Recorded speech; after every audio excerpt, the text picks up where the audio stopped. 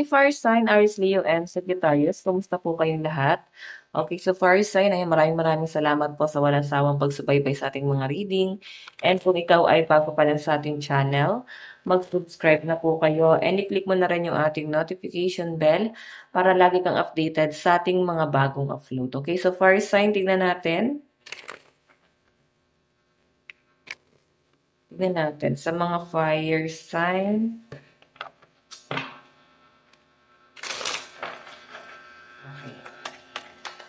Kanina bang energy to? Pinakamalakas na energy. Wealth. So, mas mas nagpo-focus kayo sa yaman nyo, sa pera mo. And nakikita ko sa mga fire sign dito, ito yung parang mas sa inyo, mas nag-worry ka. Okay? Yung kaperahan mo. Master of Gems, King of Pentacles. Feeling mo ang bagal ng daloy ng pera sa'yo. Pero sa pinapakita kasi sa akin, parang isang bagsak nga eh. Okay? Kasi King of Pentacles to, isang bagsak, meron kang inaantay na pera. Possible nga na paparating na yan. Okay? Iba sa inyo guys, pwedeng meron kang inaantay na email, tawag, siguro sa mga in-applyan mong trabaho. Mas malakas kasi yung energy na nasasagap ko na parang may gustong mag-change talaga ng career dito. Okay? So, yung iba naman dito guys, medyo magkakaroon ka din daw ng mga realization din. Ngayon, pwede sa mga susunod na mga araw or pwede na itong mga nakaraan mo na guys na iisip. Parang hanggang ngayon, dala-dala mo pa rin itong mga realization na to. Parang meron kang pagbabagong gagawin. I think sa personality mo. Meron kang babaguhin. Parang late mo na-realize na parang eto ka pala. Tipong hindi mo intention, pero talagang nagagawa mo, okay? Tignan natin, meron tayong heartbreak, ayan, no? So, may nakikita ako na iba sa inyo, may mga nagpapahirap sa kalooban mo. Nahirapan yung kalooban mo, or pwedeng hirap ka sa kalagayan mo ngayon. Parang piling mo ang liit ng iniikutan mong mundo. Okay?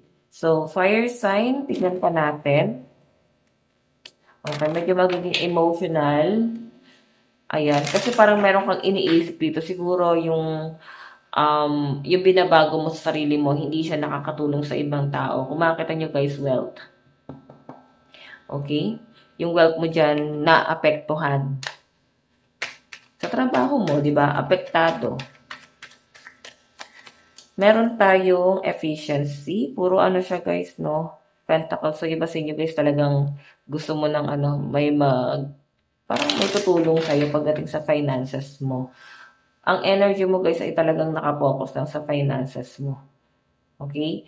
So, fire sign, nakikita ko na parang grabe yung bigat ng kalooban mo. Mabigat yung kalooban mo kasi pwedeng hindi mo nakukuha yung bagay na gusto mo and parang mararamdaman mo na ang bagal ng process. Okay, ng mga bagay na ginagawa mo. Okay? So, naiinip din yun yung energy na nasasagap ko dyan. Inip na inip ang mga fire sign. Parang piling mo hindi ka pa stable. Parang mas nagiging ambitious yung mga fire sign na nasasagap ko dito. Okay? So, ito kasi guys yung pwede magdulot sa inyo ng matinding stress. Yung pressure mo eh. Tignan pa natin. Meron tayong reckoning, the judgment. Yung may mga fire sign dito na parang lagi mong iniisip yung sasabihin sa'yo ng mga tao. Okay? Kasi kung magpo-focus ka doon sa sabihin sa'yo ng mga tao, talagang mahihirapan ka. Mag-focus ka sa kung ano yung kaya mo munang gawin. Sabi ko sa inyo guys, ang ganda ng daloy ng pera mo. Pero habang umaangat ka, lumilipad ang mga fire sign, nakakalimutan mo tumapak sa lupa. Okay? Kaya ang sinasabi dyan guys, kailangan magpakumbaba. Tingnan pa natin fire sign, ano ba tong wealth? O, di ba savings? Siguro gusto mo talaga na mag-ipon kayo ng person mo. Parang gusto mo na parang maging katuwang mo talaga siya, like tulungan ka talaga niya sa finances. Yun talaga yung focus mo. Tignan mo, gina-guide mo siya. Oh. May tinuturo ka sa kanya. Siguro pinapasok mo siya sa mundo mo. Pwedeng supporte mo, like kung ano yung pinagkakitaan mo, sinishare mo din sa kanya. Maganda naman kasi yung partnership nyo kasi nag-share talaga kayo ng opinion. Meron kayong mga nagiging realization. Parang sa ano talaga 'to, yung iba sa inyo guys yung mare-realize mo dito is kung sino talaga yung tumulong talaga sa inyo, okey? So, fire sign, ayan sa mga Hello po, single Far naman, Signers. okey. So, yun guys sa mga single, ang pinapakita sa'kin dito guys, siguro may nare-realize ka na isang taong nakatulong sa inyo. Um, Puwedeng person mo 'yan or puwedeng family mo, mga magulang mo. Na nakatulong pala sa inyo. Para kasing makukumpara mo sa sitwasyon mo ngayon na parang ngayon mas ano ka eh, mas labas ka eh. Hindi kagaya dati na parang mas nakakapag-save ka talaga. Ito yung mga bagay na hindi mo nare-realize talaga noon. Tignan natin na tong heartbreak. Pwede sa relationship yan guys eh. Okay, ayan oh. Mas nagiging maganda yung daloy ng pera ng mga fire sign. Ano tong heartbreak? Bully. Ayan. May nakikita ko rito guys siguro patungkol sa pagiging ano, prangka 'to. Bully ka ba o ikaw 'tong nabubully? Or puwedeng medyo insensitive ka sa mga sinasabi mo or puwedeng nasasaktan ka sa mga sinasabi nila kasi may mga tao dito na parang hindi nag-iingat sa mga sinasabi nila and nasasaktan ka, sobrang nagiging apektado ka kasi parang grabe yung real talk mo talaga. Hindi mo siguro masyado napag-isipan. So, puwede ikaw 'yan or puwedeng sila. So, puwede niyo guys i-reverse yung energy. Okay, ano 'tong efficiency? Okay, so may nakikita ko guys, ayan, um, takot ng humingi ng tulong sa'yo yung mga tao sa paligid mo. Sa pinapakita kasi sa'kin dito fire sign, nandun ka sa point na ayaw mo, mas gusto mo na tumayo sa sarili mong mga paa.